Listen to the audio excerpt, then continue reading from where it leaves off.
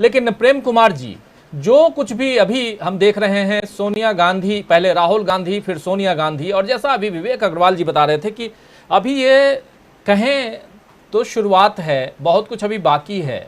आपको क्या लगता है, ये 2024 की तैयारी के लिए बढ़ते कदम है ये?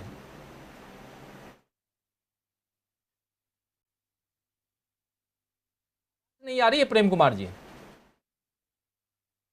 अनम्यूट कर लीजिए प्रेम कुमार जी, अनम्यूट कर लीजिए। जी, मेरी आवाज आ रही है? आ रही। जी।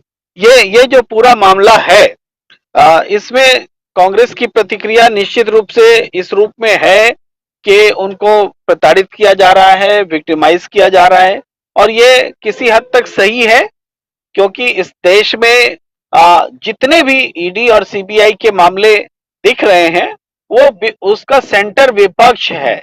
कहीं किसी भी स्टेट को उठा लीजिए, देखिए अशोक गहलोत जी के जो है बेटे का सवाल ले लीजिए, उनके आसपास के लोगों को ले लीजिए, उनके यहाँ सीबीआई ईडी है।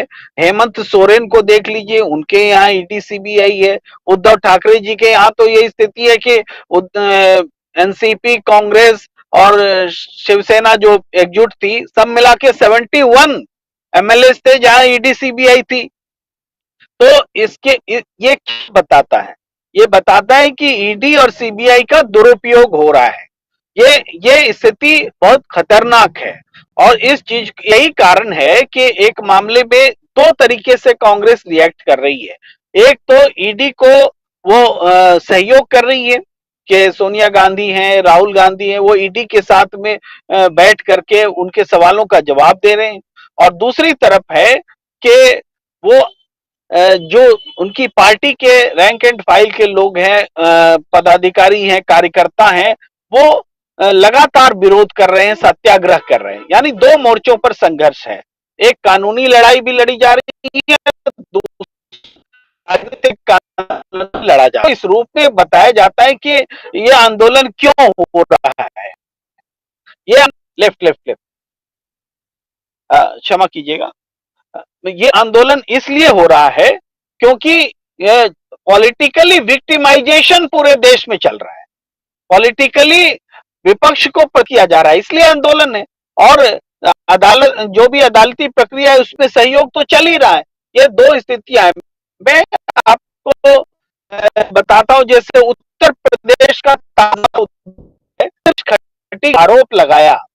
उन्होंने कहा कि दलित होने के कारण उनको काम करने नहीं दिया जा रहा है। जल शक्ति मिशन में भ्रष्टाचार है, योगी सरकार भ्रष्टाचार में डूबी है, नमामि गंगे में भ्रष्टाचार है। ये क्या ईडी को यहां पर नहीं लगना चाहिए? क्या यहां सीबीआई जांच की बात नहीं होनी चाहिए? तो प्रश्न है कि ऐसे भ्रष्टाचार के मामले कर्नाटक में लगातार आए हैं, लेकिन वहां कहीं ईडी नहीं दिखते।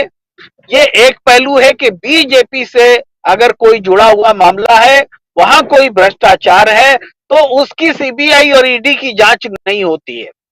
और दूसरा पहलू यह है कि जो विपक्ष के लोग भ्रष्टाचार के जिन पर आरोप हैं, वो अगर किसी वजह से बीजेपी में शामिल करा लिए जाते हैं, तो उन पर ईडी और सीबीआई का पहरा मामला सब खत्म हो जाता है। एकनाथ शिंदे जी को ही ले लीजिए, मुख्यमंत्री बन गए, अब उनके ऊपर कोई ईडी का एक्शन नहीं होगा। तो ये ऐसे इतने सारे उदाहरण हैं कि उससे ये पता चलता है कि कांग्रेस को विक्टिमाइज किया जा रहा है, विपक्ष को डराया जा रहा है। और इसलिए इस बार ये देखने को मिला है, कम से कम 13 दल इकट्ठे होकर के इस एक्शन के खिलाफ में कांग्रेस के साथ में एकजुटता दिखा रहे हैं। ये एक बड़ी बात हुई है कि सोनिया गांधी और राहुल गांधी को जो इस तरीके से ईडी के माध्यम से पूछा और पूछने के नाम पर तंग किया जाना। देखिए, ईडी जो है, ईडी का मतलब क्या होता है? जहां मनी लॉन्ड्रिंग होती है वहीं तो ईडी होता है। लेकिन क्या नेशनल हेराल्ड केस में कहीं भी मनी लॉन्ड्रिंग का केस है क्या? किसने कहा ईडी की जांच? क्या अदालत ने कहा कि ईडी की जांच हो? ऐसा नहीं है। ईडी की जांच 1 अगस्त 2015 में शुरू होती है, बल्कि 14 में। जबकि नरेंद्र मोदी जी की सरकार आती है, उसके तुरंत बाद ईडी की जांच शुरू हो जाती है। आपको याद दिलाएं, जिस जज महोदय ने राहुल गांधी और सोनिया गांधी जी को इस केस में जोड़ा कि इनके खिलाफ जांच होनी चाहिए, उस जज महोदय हुआ वही जज थे जिन्होंने चिदम्बरम के मामले में फैसला दिया, उनको भ्रष्टाचार का किंग पिन कहा और क्या क्या नहीं कहा। और वो जज जिस दिन रिटायर होते हैं उसके 24 दिन के अंदर, 24 घंटे के अंदर उनको पीएमएलए मनी लॉन्ड्रिंग का जो अथॉरिटी है उसका प्रमुख बना दिया जाता है। तो ये पहलू कौन दिखाएगा कि वो जज पुरस्कृत किए जा रहे हैं जो विपक्ष के नेताओं को किसी तरह से ग्रिल कर रहे हैं। अभी ये बात बोलना क्या अदालत के खिलाफ बोलना है? अगर बोलना है तो भी मैं बोलूंगा, इसके चाहे जो परिणाम हो, लेकिन हम इस बात को चिन्हित करेंगे कि जो जज हैं उनके एक्शंस हैं उनको नोट डाउन किया जाना चाहिए काम के दौरान और काम के बाद, कि उनको कैसे प्रमोट किया जाता है। अभी मैं जब ये बात हो रही है तो मैं वो बात भी याद दिलाना चाहूंगा कि वो गुजरात दंगे वाला मामला जिसमें कि एसआईटी रिपोर्ट आई, एसआईटी रिपोर्ट जिस जज ने दिया उनका क्या हुआ? उनको साइप्रस में राजदूत बना के भेज दिया गया। वो पहले वो कौन थे? वो व्यक्ति थे जो राजीव गांधी की सुरक्षा के लिए जिम्मेदार व्यक्ति थे और उनकी मौजूदगी में राजीव गांधी की हत्या हुई। उस व्यक्ति को सीबीआई का डायरेक्टर भी बनाया गया। Left please. सीबीआई का डायरेक्टर भी बनाया गया। तो ऐसे ऐसे इन मामलों की पृष्ठभूमि में हमें देखना होगा कि एसआईटी में नरेंद्र मोदी जी को क्लीन चिट कैसे मिल जाती है। हमें यह भी देखना होगा कि जस्टिस लोया की जो मौत जिन परिस्थितियों में हुई, सुप्रीम कोर्ट में तक मामला गया। दुनिया के किसी अदालत में ऐसा नहीं कहा गया कि इस केस को कभी भविष्य में नहीं खोला जाएगा। इस तरह की टिप्पणी कोर्ट में आई है। तो यह पृष्ठभूमि है। ये विपक्ष के साथ कुछ अलग व्यवहार, सत्ता पक्ष के साथ कुछ अलग व्यवहार।